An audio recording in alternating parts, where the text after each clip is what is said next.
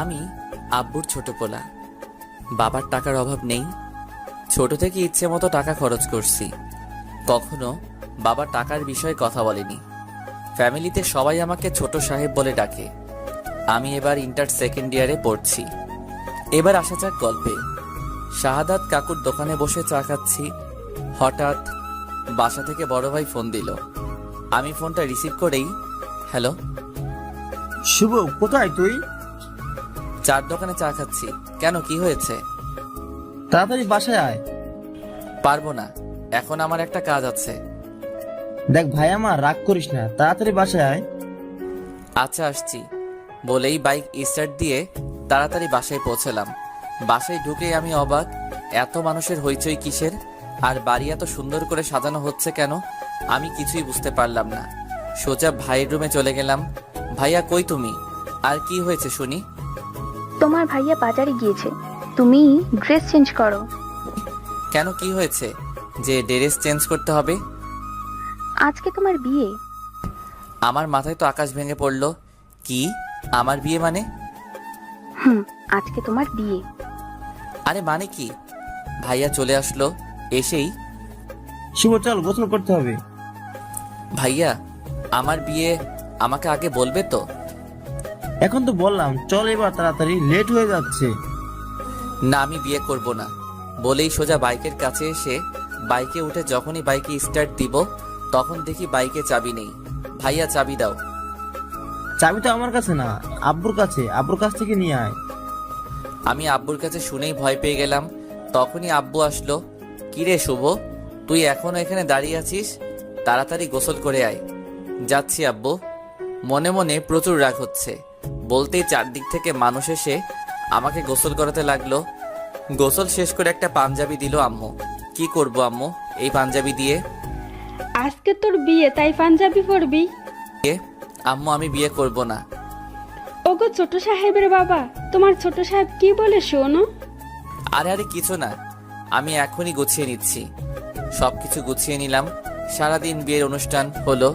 আমি প্রচুর ক্লান্ত। সন্ধ্যা হয়ে গিয়েছে। আমি সোফায় বসে আছি। হঠাৎ মামাতো বোন, চাচাতো ফুপাতো বোনেরা এসে শুরু করে দিল। ভাইয়া তুই এখনো বাইরে কেন? ভাবি তোর জন্য সেই কখন থেকে ওয়েট করছে, রুমে যা। ওই কার ভাবি? আর কার জন্য? আরে তোর বউ। পাগল নাকি? আমি তো এখনো বিয়েই করিনি। ফাজলামে বাদ দিয়ে তাড়াতাড়ি রুমে যা বলছি। যাব না। ওরা তিনজন মিলে আমাকে জোর করে রুমে পাঠালো। আমি রুমে ঢুকেই গাছের মতো সোজা হয়ে গেলাম। হায় আল্লাহ, পরি কোথা থেকে আসলো আমার রুমে? কি অপরূপ সুন্দরী! আমার লাইফে এমন মেয়ে কখনো দেখিনি।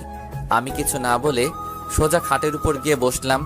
যেই না বসলাম, আমার বউ আমার কলার ধরে কাছে টেনে নিয়ে, ওই এত সময় কোথায় ছিলেন? আমি সেই কখন থেকে ওয়েট করছি। আরে আরে আপু, কলার ছাড়ুন, দম বন্ধ হয়ে যাচ্ছে তো। ওই আপু মানে কি? আমি আপনার বউ।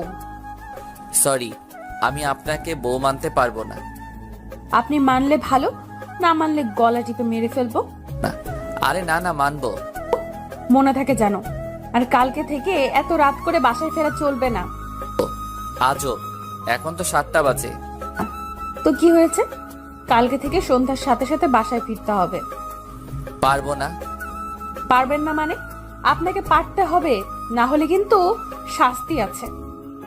হায় আল্লাহ, কি বউ দিলা আমার কপালে। ওই কি বললেন?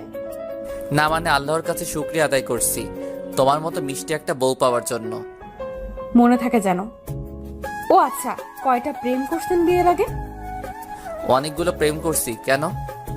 কি, তুই আমার আগে অন্য মেয়ের সাথে প্রেম করছিস? না মানে? মানে মানে করবি না? আমি এত স্বপ্ন দেখেছিলাম আমার জামাইকে নিয়ে, আর তুই আগেই প্রেম করছিস? আচ্ছা, কি কি স্বপ্ন দেখছিলা? আমি সেই ছোট থেকে ভাবছি বিয়ের পর জামাইয়ের সাথে প্রেম করব, আর তুই আমার আগেই অন্য মেয়ের সাথে প্রেম করলি। মানে তুমি বিয়ের আগে প্রেম করনি? না, আমি কখনো প্রেম করিনি। ওয়াও, অসাধারণ। কি? শোনো, আমিও কখনো প্রেম করিনি। ছোট থেকে একটা কথাই ভাবছি, বিয়ের পর বউয়ের সাথে প্রেম করব। বিয়ের পর নতুন ভাবে জীবন শুরু করব। একটা মেয়েকে নতুন ভাবে চিনবো, জানবো। সত্যি বলছেন আপনি প্রেম করেননি? হুম